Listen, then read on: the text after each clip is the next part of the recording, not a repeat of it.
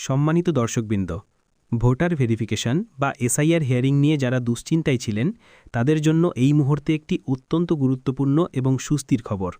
নির্বাচন কমিশন থেকে গতকাল একটি নতুন নোটিশ জারি করা হয়েছে, যেখানে সাফ জানিয়ে দেওয়া হয়েছে যে অনেক ভোটারকে আর হিয়ারিং বা শুনানির জন্য দপ্তরে দপ্তরে দৌড়াদৌড়ি করতে হবে না। বাড়িতে হিয়ারিং নোটিশ আসা, লাইন দিয়ে কাগজ জমা দেওয়া, এই সব ঝামেলা থেকে বড়সড় ছাড় পেতে চলেছেন অনেকেই। কেন এই সিদ্ধান্ত, কারা এই ছাড় পাবেন, আর কাদের অবশ্যই হিয়ারিংয়ে যেতে হবে, সমস্ত কিছু বিস্তারিত জানতে আজকের ভিডিওটি একটুও না টেনে শেষ পর্যন্ত দেখুন। পশ্চিমবঙ্গে ভোটার তালিকার শুদ্ধিকরণ বা এসআইআরের কাজ নিয়ে গত কয়েকদিন ধরেই বেশ শোরগোল চলছে। গতকাল থেকেই প্রথম দফার হিয়ারিং শুরু হয়েছে, কিন্তু কাজ শুরু হতেই বিভিন্ন জেলা থেকে নানা রকমের অভিযোগ জমা পড়তে শুরু করে। কিছু প্রযুক্তিগত ত্রুটির কারণে অনেক সাধারণ মানুষের নাম থাকলেও সিস্টেমে তা দেখাচ্ছিল না। আর এই সমস্যার সমাধানের জন্যই কমিশন গতকাল অর্থাৎ ২৭শে ডিসেম্বর একটি জরুরি নির্দেশিকা জারি করেছে। এই নির্দেশিকায় বলা হয়েছে যে ২০০২ সালের ভোটার তালিকায় যাদের নাম ছিল বা যাদের বংশধরদের নাম ছিল, সেই পুরনো তথ্যগুলোকে যখন বর্তমানে ডিজিটাল সিস্টেমে বা বিএলও অ্যাপে তোলা হচ্ছিল, তখন বড় ধরনের গরমিল দেখা দেয়। ২০০২ সালের সেই পুরনো লিস্ট ছিল বাংলায় পিডিএফ ফাইলে, কিন্তু বর্তমানে ডিজিটাল সিস্টেমে কাজ হচ্ছে ইংরাজিতে। এই বাংলা নামের তালিকা পিডিএফ থেকে সিএসভি ফাইলে রূপান্তর করার সময় কিছু যান্ত্রিক ত্রুটি দেখা দিয়েছে। এর ফলে অনেক ভোটারের তথ্য ডিজিটাল লিঙ্কেজের জন্য বিএলওদের অ্যাপে আসছে না। তবে ভয়ের কোনো কারণ নেই, কারণ কমিশন এই সমস্যার সমাধান জানিয়ে দিয়েছে।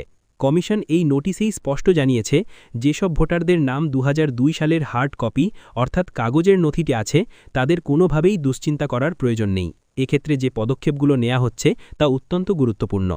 কমিশনের এই নোটিশে পরিষ্কার করে ৫টি বিশেষ পয়েন্ট উল্লেখ করা হয়েছে।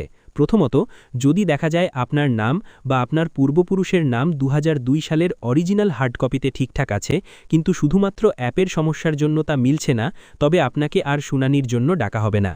দ্বিতীয়ত, যদি এই ধরনের ভোটারদের নামে ইতিপূর্বেই সিস্টেম থেকে কোনো হিয়ারিং নোটিশ তৈরি হয়ে গিয়ে থাকে, তবে সেই নোটিশ যেন ভোটারদের হাতে না পৌঁছায় তার নির্দেশ দেওয়া হয়েছে। অর্থাৎ নোটিশ তৈরি হলেও সেই নোটিশ বাতিল বলে গণ্য হতে পারে। তৃতীয়ত, আপনার তথ্য যাচাই করার দায়িত্ব এখন প্রশাসনের। ডিইও বা জেলা প্রশাসকদের কাছে ২০০২ সালের সেই পুরনো তালিকার হার্ড কপি পাঠানো হবে। সংশ্লিষ্ট আধিকারিকরা নিজেরাই সেই তালিকা মিলিয়ে দেখবেন। ৪ ও ৫ নম্বর পয়েন্টে এই নোটিশের গুরুত্বপূর্ণ কথা বলেছে। এখানে বলেছে, যদি ভোটারের দেওয়া তথ্যে ডিইও, এইআরও বা সংশ্লিষ্ট আধিকারিকদের সন্দেহ হয়, তখন ভালোভাবে নিশ্চিত হওয়ার জন্য বিএলও আপনার বাড়িতে যেতে পারেন। তিনি আপনার সাথে কথা বলবেন, প্রয়োজনে আপনার নথিপত্রের ছবি তুলবেন এবং আপনার একটি ছবি তুলে অ্যাপে আপলোড করে দেবেন। এতেই আপনার কাজ মিটে যাবে, আপনাকে আর অফিসে যেতে হবে না। তবে এখন অনেকেই হয়তো ভাবছেন, তাহলে কাদের হিয়ারিং হবে?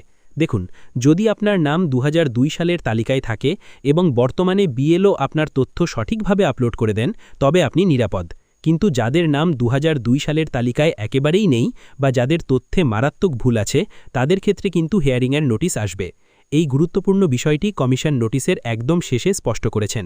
এখানে বলা হয়েছে, সব উপায়ে যাচাই করার পরেও যদি কোনো ভোটারের তথ্য নিয়ে আধিকারিকদের সন্দেহ থেকে যায় বা কোনো বড় ধরনের অভিযোগ জমা পড়ে, সেই ক্ষেত্রে কিন্তু নোটিশ পাঠিয়ে শুনানিতে ডাকা হবে।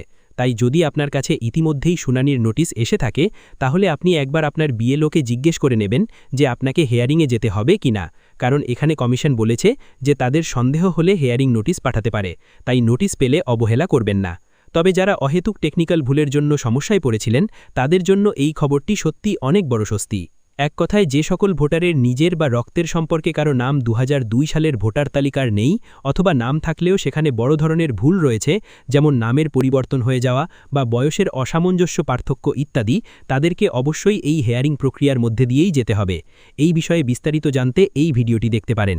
তবে যাদের নাম ২০০২ সালের ভোটার লিস্টের তথ্যের সাথে যোগসূত্র খুঁজে পেয়েছে এবং বড় ধরনের কোনো গরমিল নেই, তাদের ক্ষেত্রে প্রথমেই হিয়ারিংয়ের জন্য ডাকা হবে না। প্রথমে বিএলওরাই ভেরিফাই করবেন। পরবর্তীতে যদি কোনো সন্দেহ হয়, তবেই হিয়ারিংয়ের জন্য ডাকা হবে। তাই আপনি যদি নিশ্চিত থাকেন যে আপনার নথিপত্র এবং ২০০২ সালের রেফারেন্স ঠিক আছে, তবে অযথা চিন্তা করবেন না। প্রশাসনের তরফ থেকেই আপনার লিঙ্কেজ বা ম্যাপিংয়ের কাজ করে দেওয়া হবে। সম্মানিত দর্শকবৃন্দ, ভিডিওতে এই নোটিশটি পরিষ্কার করে বোঝানোর চেষ্টা করলাম। আশা করি আপনারা সকলেই বুঝতে পেরেছেন। যদি এই নোটিশ নিয়ে বা হিয়ারিং সম্পর্কে কোনো প্রশ্ন থাকে, তাহলে অবশ্যই কমেন্ট করে জানাবেন, আমরা উত্তর দেওয়ার চেষ্টা করব।